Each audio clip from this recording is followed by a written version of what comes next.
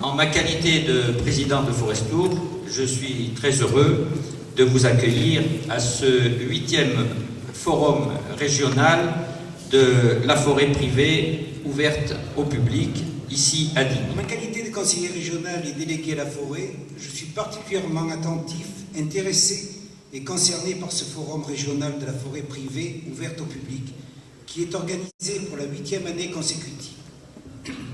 Depuis sa création en 1993, l'association que vous présidez regroupe les propriétaires forestiers qui ont choisi de valoriser leur forêt par la création d'activités d'accueil du public, hébergement, restauration, randonnée, sport, nature, chasse, cueillette.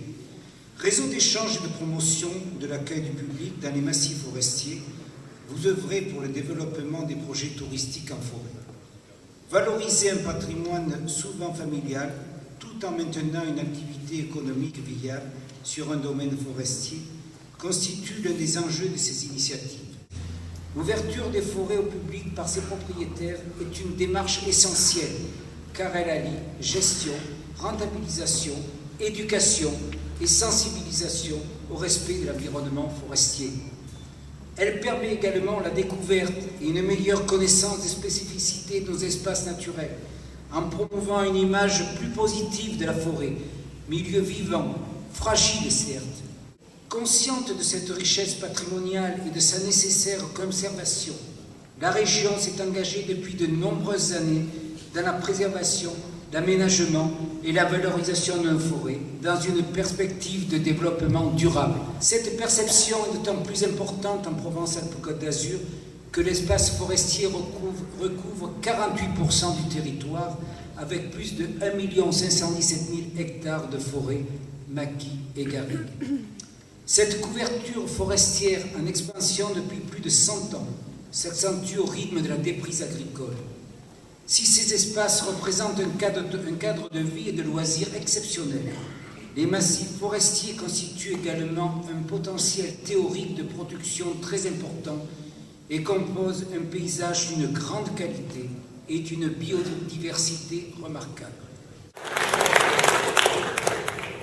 L'idée de faire ce 8e colloque qui est celui de l'année de la forêt, qui est aussi celui d'un 10e anniversaire dont vous avez parlé, l'idée de le faire à Digne et dans le département des Alpes-de-Haute-Provence est particulièrement judicieuse puisque dans notre département la forêt occupe une place croissante, tout le monde le sait, et que cette forêt dépasse la moitié de la surface du département, elle atteint presque les 60%, et que par ailleurs le tourisme est le poste le plus important dans le produit brut de notre département, le tourisme avec ses activités corollaires. Cette forêt, c'est le cadre de la grande majorité des activités touristiques dans notre département comme dans la région, notamment des activités dites de pleine nature, que l'on soit à pied, en VTT, à cheval, en ski ou même en pratiquant des sports d'eau vive. On traverse partout des milieux forestiers et pourtant ce tourisme est rarement reconnu en tant que tel, mais ce tourisme est bien une réalité sur le terrain et les quelques exemples que donnent les adhérents de votre association, Monsieur le Président, montrent que ça peut être un produit touristique en tant que tel. Une conviction, c'est que si le tourisme forestier doit se structurer au plan départemental, au plan régional, pour être mieux promu, il doit aussi être partenarial au niveau du terrain. La forêt privée, Monsieur le Président, doit, à mon sens, travailler de façon très étroite avec les maires des communes. La dynamique qui sera provoquée par cette approche commune, forêt publique, forêt privée et collectivité territoriale, ne pourra être que gagnante. Aujourd'hui, si nous sommes réunis ici à Digne, ce n'est pas le fruit du hasard. Nous avons voulu tenir ce forum à Digne parce que nous avons de la mémoire. Nous savons que c'est le 10e anniversaire de la loi forestière. Forestour, que je veux dire, j'ai découvert quand j'ai commencé le travail de ce rapport qui a donné lieu ensuite à la loi forestière. Forestour était un pionnier, reste un pionnier, vous l'avez dit, même si Forestour a vocation à s'étendre, ça commence à se faire dans d'autres régions que notre région Provence-Alpes-Côte d'Azur.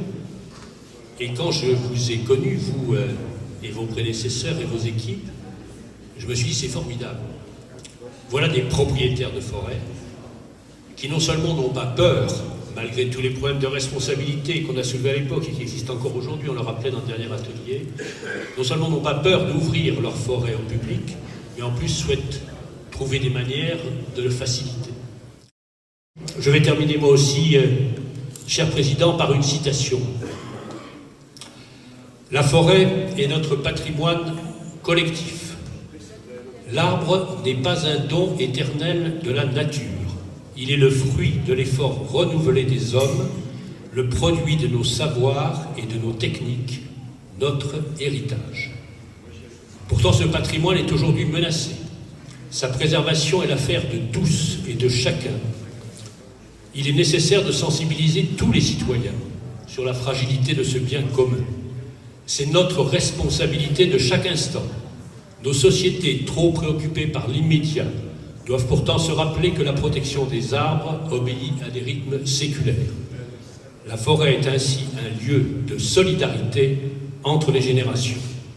Elle est aussi un lien entre citoyens des campagnes et citoyens des villes, entre ceux qui la produisent et ceux qui l'utilisent. Elle rend indispensable la solidarité entre pays riches et pays pauvres. C'est de François Mitterrand.